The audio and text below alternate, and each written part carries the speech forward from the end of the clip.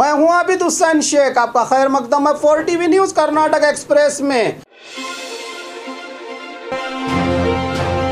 गांव डूबने पर भी सीएम के न आने से जनता का विरोध। पिछले दिनों राज्य के सीएम बोम्मई ने उत्तर कन्नड़ जिले के यल्लापुर और अंकोला भाग का दौरा किया तो वहीं ज्यादा बाढ़ से प्रभावित हुए काली नदी किनारे बसे 10 से ज्यादा गांव पानी में डूबने से लोगों को गुजारा करने के लिए अब छत ही नहीं। इस सीएम जिले में आकर भी ज्यादा बाढ़ प्रभावित इलाका का दौरा न करने को लेकर यहां की जनता विरोध जता रही है कि सिर्फ दिखावे और प्रचार के लिए पहले से ही तय किए गए गांव को आकर सीएम बोम्मई काम कर रहे हैं, कहा जनता ने। साइकिल रैली का चालन किया सीएम बोम्मई ने। देश की ओर से ओलंपिक्स में हिस्सा लिए खिलाड़ियों को समर्थन और हिम्मत दिलाने के उद्देश्य से बीजेपी युवा मोर्चा की ओर से आयोजन किए गए साइकिल रैली को राज्य के सीएम बोम्मई ने विधान सौदा अंबेडकर सर्कल में रैली का चालन किया और खुद भी साइकिल चलाते नजर आए सीएम बोम्मई। मंत्री स्थान को पाने के लिए ईश्वरप्पा ने लगाए मंदिर के चक्कर। नए मंत्रिमंडल में मंत्री स्थान हासिल करने की जल्दी में विधायक ईश्वरप्पा बागलकोट जिला ऐतिहासिक बादामी में रही शक्तिपीठ माने जाने वाली बनशंकरी देवी मंदिर पहुंचकर विशेष पूजा अर्चना करके मंत्री स्थान मिलने के लिए प्रार्थना की है ईश्वरप्पा ने। हमें भी बाढ़ परिहार दे सरकार, पीड़ितों की मांग। बेलगाम जिला चिक्कोड़ी तालुका मांजरी गांव और कृष्णा दूध गंगा वेद गंगा और पंचगंगा नदी किनारे बारिश होने से सैलाब आकर बेघर हुए यहां के लोग पिछले 2 साल से इन्हें परिहार ही नहीं मिल पाया है। इस बार तो सरकार मदद करे, इस तरह की गुहार लगा रहे हैं यहां के लोग।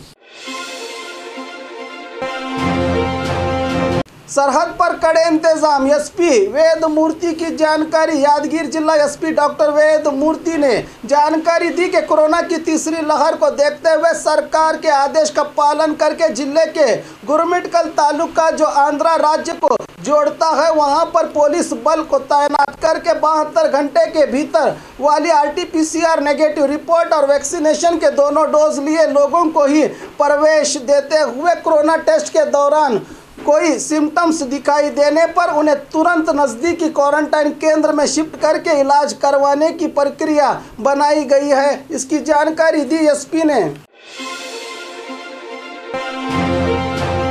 शिक्षा से वंचित बच्चों के लिए पढ़ाई का इंतजाम। स्कूल शुरू होने पर कुछ बच्चे न जाने के लिए जिद करते हैं तो वहीं 2 साल से स्कूल को ना देख पाने वाले गरीब कूली कार्मिकों के बच्चे शिक्षा से वंचित होते देखकर कोप्पल शहर के बेलदार कॉलोनी के युवक अपनी ड्यूटी खत्म होने के बाद सुबह शाम में 80 से ज़्यादा गरीब बच्चों को कोरोना नियमों का पालन करके उन्हें पढ़ाई के साथ साथ खेल खिलाकर उन्हें शिक्षा दे रहे हैं कि आने वाली ज़िंदगी में ये बच्चे कहीं शिक्षा से वंचित ना हो पाएं। जो एक सरकार की ओर से करने के काम इन युवकों ने किया जिसकी तारीफ हर जगह की जा रही है। रउडियों की परेड ली डीवाईएसपी ने। आने वाले जिला पंचायत, तालुका पंचायत और गणेश चतुर्थी को देखते हुए 65 से ज्यादा रउडियों को गुलबर्गा जिला अड़ंग तालुका में डीवाईएसपी मल्लिकार्जुन साली के नेतृत्व में रउडी शीटर्स की क्लास लेते हुए चेतावनी दी गई कि चुनाव के मौके पर लोगों को डराना या त्यौहार पर समाज घातक कामों को अंजाम देने की कोशिश की गई तो कड़ी सजा देते हुए सरहद पार करने की चेतावनी दी है डीवाईएसपी ने।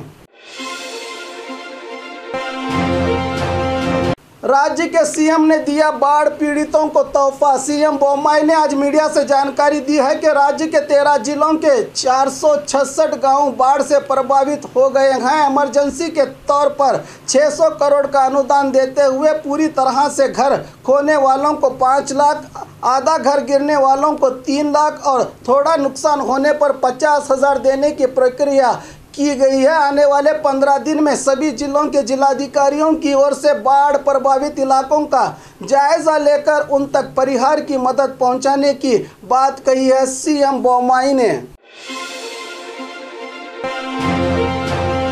चेकिंग से बचने के लिए दूसरे रास्ते से राज्य में एंट्री। महाराष्ट्र में बढ़ते कोरोना के मामलों को देखते हुए बेलगाम जिले के बाची चेक पोस्ट पर कड़े इंतजाम किए गए हैं, लेकिन महाराष्ट्र को आने और जाने के लिए लोग सोनाली गांव के कच्चे रास्ते से आने जाने का काम कर रहे हैं। अगर इसे नज़रअंदाज किया गया तो बेलगाम जिले में कोरोना फैलने से कोई नहीं बचा सकता।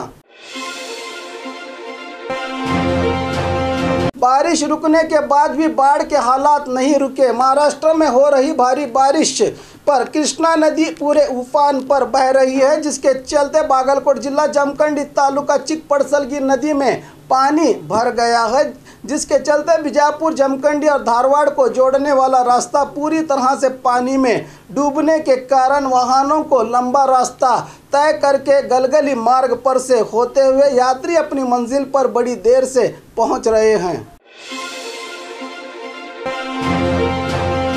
वैक्सीनेशन के लिए लड़ाई। दक्षिण कन्नड़ जिला कासरगुड़ में प्राथमिक स्वास्थ्य केंद्र में वैक्सीनेशन प्रोग्राम रखा गया था, तो वहीं पड़ोसी केरल राज्य से वैक्सीनेशन लगवाने आए लोग और मंगलुरु के युवकों के बीच मारपीट हुई। मौके पर पहुंचे पुलिस ने गरमाए हुए इस माहौल को शांत करते हुए मारपीट करने वालों को काबू में करके मामले को रफा दफा कर दिया। पुलिस ने जेडीएस सुप्रीमो देवेगौड़ा से मुलाकात की। सीएम बोम्मई ने राज्य के नए सीएम बने Basavaraj Bommai JDS supremo HD Deve Gowda के घर पहुंचकर मुलाकात की है। इस मुलाकात पर कुछ घंटों तक दोनों के बीच कई बातों पर चर्चा भी हुई है। इनके मुलाकात पर कई सवाल उठ रहे हैं कि जेडीएस पार्टी के साथ अचानक दोस्ती क्यों? क्या फिर से जेडीएस बीजेपी गठबंधन की तैयारी में लगे हैं नेता?